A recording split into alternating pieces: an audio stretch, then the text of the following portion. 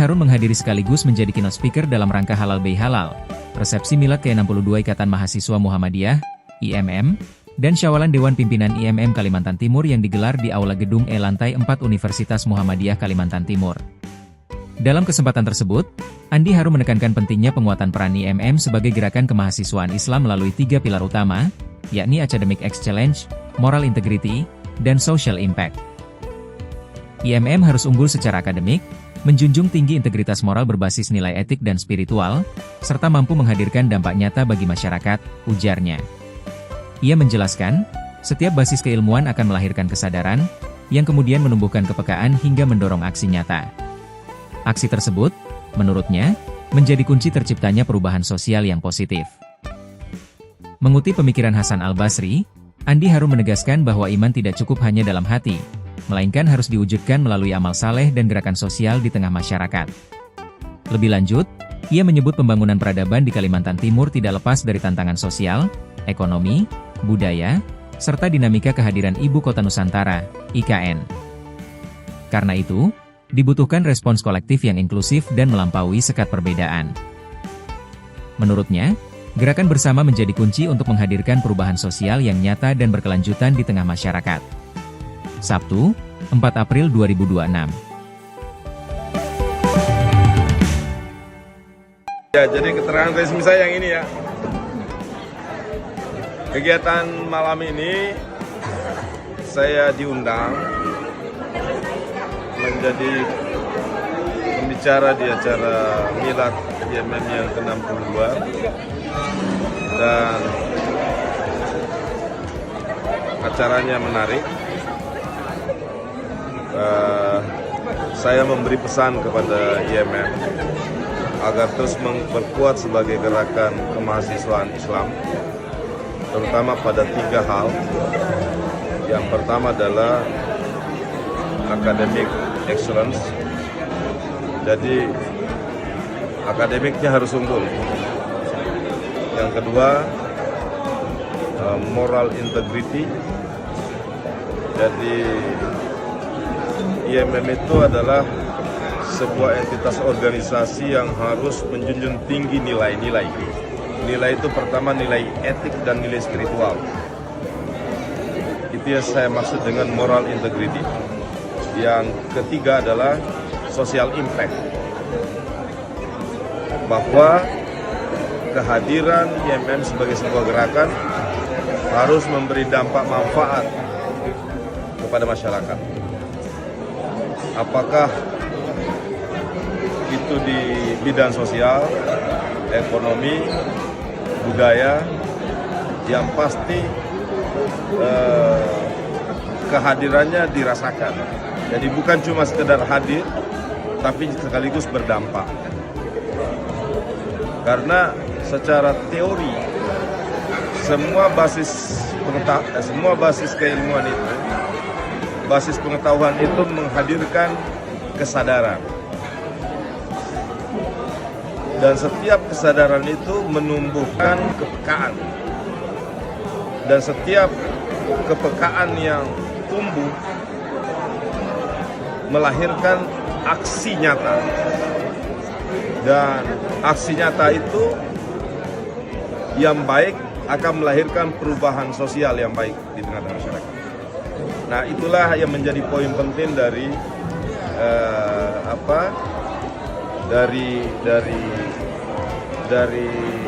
materi saya malam ini kepada mereka. Saya bahkan mengutipkan satu pendapatnya Hasan Al-Basri bahwa laisa imanu, jadi tidak beriman atau bukanlah dikatakan iman al-tamanni wala tahalli, kalau hanya diam-diam aja. Walakin, tapi sesungguhnya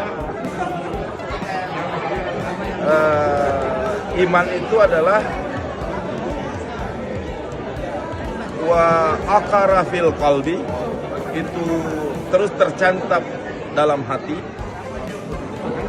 Wa saddaqahul amal, yang disertai dengan aksi amal saleh, disertai dengan gerakan perubahan sosial di masyarakat. Jadi dari kesadaran dia menghadirkan dampak bagi masyarakat di sekelilingnya. Itu yang disebut dengan sebuah ikhtiar untuk membentuk peradaban di Kaltim. Karena temanya itu kan, temanya soal Kaltim. Nah, Kaltim itu ada dua setidak-tidaknya konteks. Yang pertama menyangkut tentang sosial, ekonomi, dan budaya. Yang kedua tantangannya menghadapi IKN. Nah, apa sih peradaban itu? Peradaban itu civilization come into. Jadi peradaban itu akan lahir, civilization come into eksistensi in response to challenge. Jadi lahirnya respon kreatif kita pada setiap tantangan yang kita hadapi, not by easy but by difficulty. Jadi harus benar-benar bisa secara bersama-sama. Jadi nggak bisa juga dengan gerakan masing-masing, tapi sebagai gerakan kolektif untuk menghadirkan perubahan sosial. Jadi IMM atau setiap gerakan itu harus mampu membangun kesadaran kolektif, gerakan kolektif, melepaskan diri dari sekat-sekat perbedaan.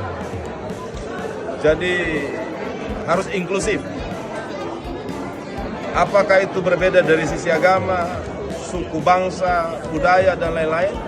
Tapi jika itu menyangkut tentang sosial di sebuah negeri, maka kita mampu membangun gerakan bersama-sama.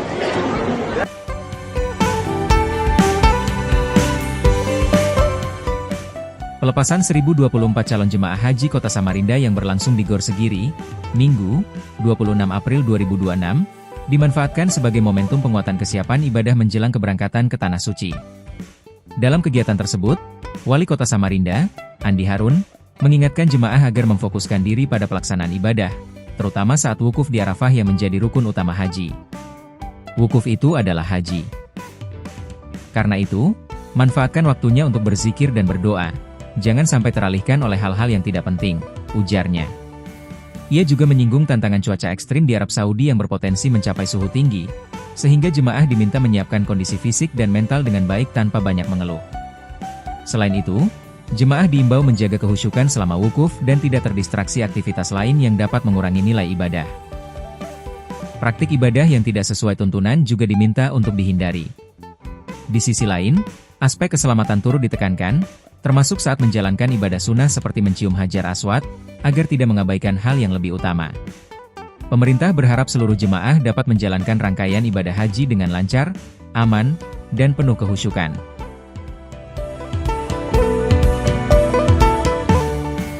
Alhamdulillah tahun ini Samarinda mendapatkan jatah atau kuota terbanyak di seluruh Kalimantan Timur, sebanyak 1024. Mereka akan berangkat secara bergelombang bertahap sejak tanggal 26 April ini, dan seterusnya. Kalau saya tadi tidak salah informasi, itu mulai start kloter pertama di tanggal 26. Harapan kami mereka menguatkan kesabarannya, karena perjalanan haji itu perjalanan penuh tantangan, apalagi cuaca di Saudi itu sudah mulai memasuki cuaca panas, dan nanti di puncak wukuf itu diperkirakan cuaca bisa sampai 50 derajat, sehingga benar-benar harus jaga kesehatan, apalagi mabit di Mina itu selama 3 hari, dan juga kita dengarkan informasi bahwa penginapannya atau hotel jamaah haji kita itu rata-rata antara 3 sampai 7 kilo. Tentu ini tantangan tersendiri, perjalanan menuju ke 9 Zulhijjah yang harus dijaga betul, karena puncak haji itu ada di wukuf Arafah. Oleh sebab itu tadi saya memesankan jaga betul keikhlasannya, kuatkan kesabarannya dan saling menjaga. Jika kesehatan kurang terganggu, kalau kesehatan agak terganggu, maka harus menyesuaikan diri, istirahatnya harus lebih banyak. Karena yang tidak boleh terganggu itu adalah pada 9 Zulhijjah, pada puncak ukuf di Arafah. Pemerintah Kota Samarinda menyatakan keberatan atas kebijakan pemerintah Provinsi Kalimantan Timur yang mengembalikan pembiayaan kepesertaan Jaminan Kesehatan Nasional, JKN, segmen PBPU kepada pemerintah kabupaten kota. Wali Kota Samarinda, Andi Harun, mengungkapkan kebijakan tersebut tertuang dalam Surat Sekretaris Daerah Provinsi Kalimantan Timur, Sri Wahyuni, bernomor 407311510 Din ke-4 2026 tertanggal 5 April 2026. Dalam surat itu, Kota Samarinda menjadi salah satu daerah dengan jumlah peserta terdampak terbesar, yakni 49.742 jiwa warga tidak mampu yang sebelumnya dibiayai provinsi, kini diminta ditanggung oleh pemerintah kota. Andi Harun menilai kebijakan tersebut berpotensi mengganggu layanan kesehatan masyarakat. Bayangkan bagaimana kalau 49.000 jiwa itu tidak terlayani kesehatan, mereka bisa ditolak berobat karena keluar dari daftar JKN, tegasnya. Menurutnya, langkah tersebut tidak melalui mekanisme koordinasi maupun pembahasan bersama, serta dilakukan saat APBD sudah berjalan sehingga dinilai memberatkan daerah secara fiskal. Ia juga menyebut kebijakan itu bukan redistribusi, melainkan pengalihan beban tanpa disertai dukungan anggaran. Pemkot Samarinda pun menolak pemberlakuan kebijakan tersebut dalam kondisi saat ini, serta meminta penundaan hingga ada kajian menyeluruh dan kesiapan fiskal daerah. Selain itu, pemerintah kota juga mengusulkan pembahasan bersama antara pemerintah provinsi dan kabupaten kota agar kebijakan yang diambil lebih adil dan berkelanjutan.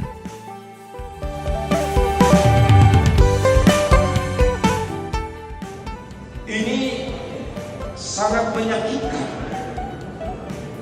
bagi warga Kota Samarinda. Karena 49.742 ini berpotensi kehilangan layanan kesehatan. Kenapa menyakitkan? APBD kabupaten kota ini sudah disahkan, sudah ditetapkan, sudah berjalan. Di tengah APBD berjalan, pemerintah provinsi mengembalikan agar kabupaten kota, khususnya Kota Samarinda, membiayai. Bagaimana mungkin kalau nanti provinsi itu tahu kalau APBD sudah berjalan, nggak mungkin kita mengalokasikan anggaran. Pada batas-batas tertentu patut diduga ini secara sengaja ingin menyakiti warga masyarakat tidak mampu di Kota Samarinda. Dan ini 49 terdaftar di biaya yang selama ini masuk dalam APBD provinsi, bukan kemauannya pemerintah kota, tapi atas permintaan provinsi sendiri. Saya bisa tunjukkan bukti-buktinya bahwa ini bukan permintaannya kota kabupaten, tapi ini permintaannya provinsi sendiri. Jujur, ini bukan redistribusi. Ini adalah pengalihan beban. Sekaligus bisa atau dapat diduga mereka menghindar dari bertanggung jawab dari pembiayaan yang mereka telah minta sendiri sebelumnya. Ini tidak fair. Kalau ini bukan untuk urusan masyarakat tidak mampu, kami mungkin tidak melakukan reaksi seperti itu. Tapi teman-teman bisa bayangkan bagaimana kalau 49.000 jiwa itu tidak terlayani kesehatan. Mereka ke rumah sakit ditolak, mereka berobat ditolak, karena bakal terhapus dari daftar JKN. Tapi tiba-tiba pada tanggal 5 Maret, Sekda mengirim surat yang pada pokoknya mengembalikan 49.472 orang ini. Yang saya yakin Ibu Sekda, pemerintah provinsi tahu bahwa APBD sedang berjalan. Kalau dia laksanakan ini maka 49.472 orang itu tidak bisa terlayani.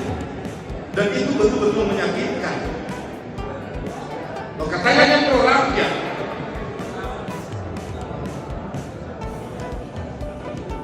Mereka juga masih banyak, masih punya kanal pembiayaan, ada gratis pol kesehatan. Kenapa nggak pakai itu? Kalau mau ada perubahan untuk 2027, kita bahaskan bersama-sama. Batalkan dulu pergubnya, cabut pergubnya. Nah, berani nggak mereka cabut pergubnya? Sesuatu yang sudah sangat bagus, sangat berpihak, sangat peduli yang pernah dilakukan oleh Pak Isra dan Pak Hadi melalui pergub yang ditandai Pak Isra, berani nggak untuk dicabut? Publik akan melihat mana yang berpihak, mana yang tidak berpihak.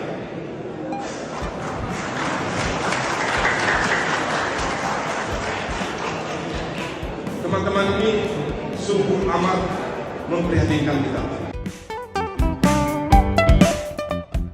Seperti biasa, masyarakat sabar. Di penghujung segmen ini kita bacain komentar-komentar paling menarik dari netizen Samarinda beradab minggu ini. Nur 04 Muhammad. Sehat selalu Pak Wali Kotaku. Sudah pokoknya wali kota terbaiknya kota Samarinda. Andi Harun. Tia 427. Aku bangga punya wali kota seperti PK Andi Harun. Dwi_wis. Sehat sih lupa wali, terbaik pokoknya selalu mendukung masyarakat Samarinda. Perjuangan. BPJS untuk rakyat Samarinda. Herlindawati 2653. Mantaplah wali kota Samarinda, paham aku nah. Salam dari Balikpapan, semoga bisa dibicarakan dengan baik dan ada solusinya.